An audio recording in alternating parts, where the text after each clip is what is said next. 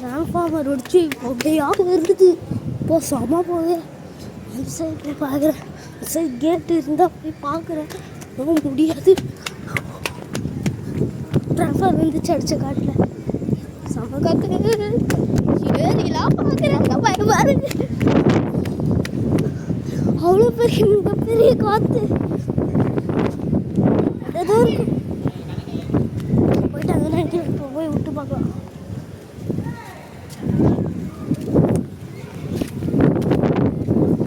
எல்லாமே இப்போ பாரு